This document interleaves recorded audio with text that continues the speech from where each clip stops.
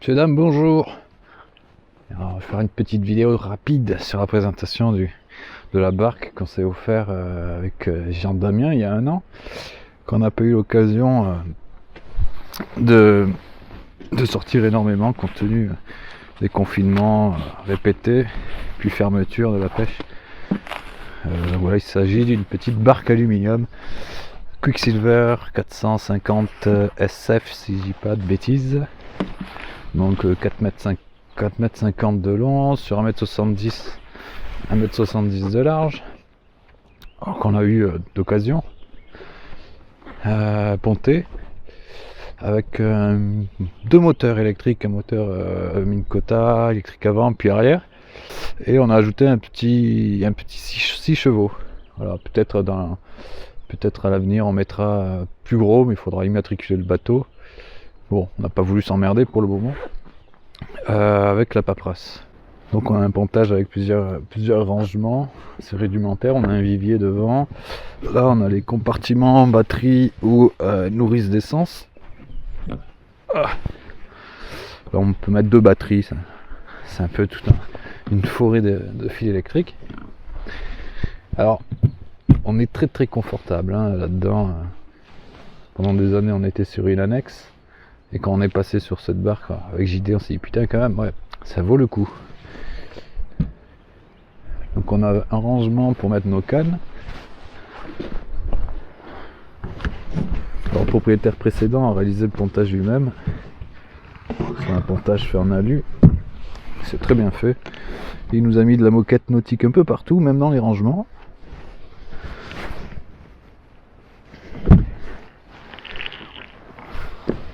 Le petit vivier, voilà, donc on n'a jamais utilisé encore. On a des pompes de cale, ça il faut qu'on fasse des branchements. Encore un rangement pour une batterie ici. Hop, la pédale, l'éco-sondeur qui a été enlevé mais qui se met là-bas. Alors c'est un bateau qui est assez lourd quand même. Cocalu vide, elle fait un quintal, un peu plus, 106 kg. Son poids exact avec le pontage on l'ignore. On estime le pontage à peu près on fait une estimation large à 40-50 kg. Avec les moteurs à peu près on serait sur du 300 kg avec deux pêcheurs à bord. Moteur batterie, ouais, 300-340 kg. Et le petit 6 chevaux, on part pas à des vitesses lumière, mais ça pousse un peu, c'est suffisant pour le moment on va dire. Alors que dire de plus? Sur la gamme des Cocalu Quicksilver, il y a plusieurs modèles. Le 450 SF, c'est pas le plus gros, mais c'est l'un des plus gros. C'est vrai que le modèle au-dessous, en 400, de 4 mètres, aurait été peut-être plus facile à manœuvrer. Celui-là seul, il est quand même compliqué. À mettre à l'eau, il est lourd. Surtout qu'on n'a pas l'habitude encore de faire des mises à l'eau. On peut mettre un poids total à l'arrière pour un moteur de 75 kg, si je dis pas de bêtises, avec une motorisation maximale tolérée par le constructeur à 30 chevaux, je crois. Ce qui permettrait de déjauger, je pense, à condition de ne pas surcharger le bateau. Voilà, j'ai pas trop d'autres informations à vous donner pour le moment. Stabilité, c'est correct, ça bouge un peu dans les vagues, mais c'est très correct. Le pontage a été très bien fait par le précédent propriétaire. Peut-être d'ailleurs certains d'entre vous qui pêchaient le Sadagou l'avaient déjà vu sur l'eau, parce qu'on n'a pas changé encore la couleur, mais on va lui faire un petit rafraîchissement d'ici peu. Donc voilà, on y va, let's go.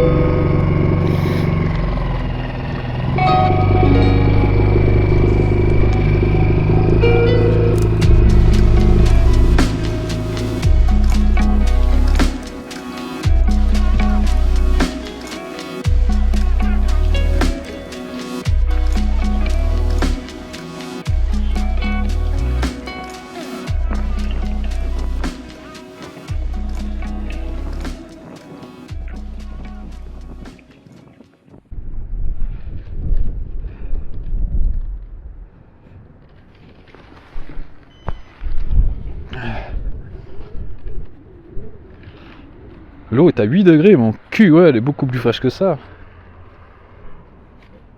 Elle est au moins à moins 15. Là, on voit mon leurre. C'est pas mal, ça. Ça, je pense que c'est mon jig. Et ça, c'est un poisson.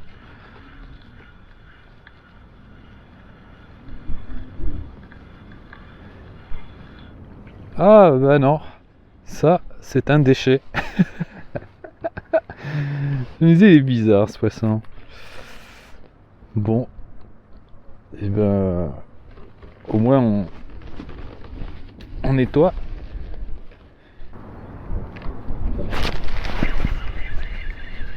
Ah, petite perche. Ah, qu'est-ce que ça fait plaisir.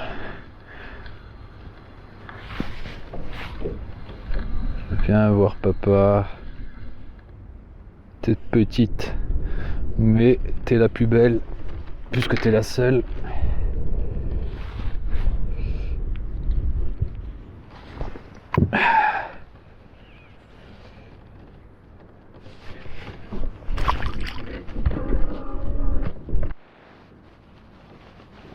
Il y a pas mal de choses qui se passent à l'écran.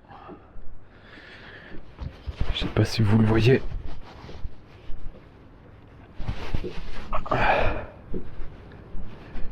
Il y a du monde dessous là.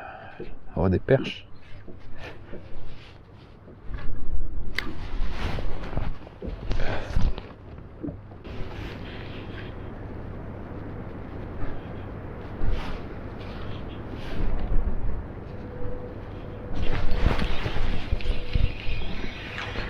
Ah bah d'accord.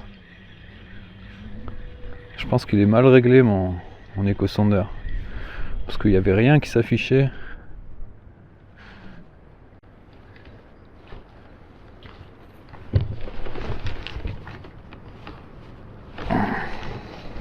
Petite perchette. Allez, va grandir. Oh, elle est tellement petite que mon éco-sondeur l'a pas vue. C'est pour ça qu'il n'y avait rien à l'écran. Il faudrait que je règle la sensibilité de la sonde. Je vois mon jig. Ah, c'est trop bien, regardez. Ça, c'est mon jig.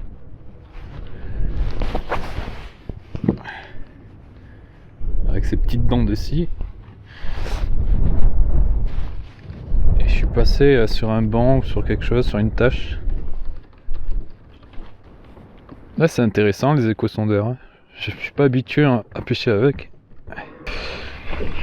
Et ça s'apprend. Hein. Pour le moment, on débute avec cette machine. À la base, j'étais réticent.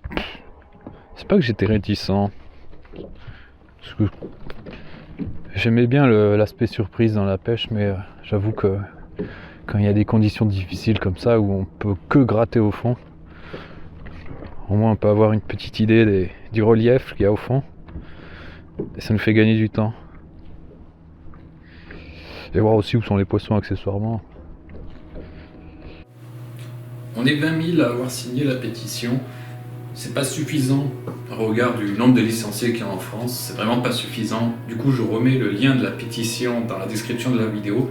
Partagez le lien, faites-le signer à tout le monde. Sans oublier de confirmer votre signature avec le mail de renvoi qui vous est adressé.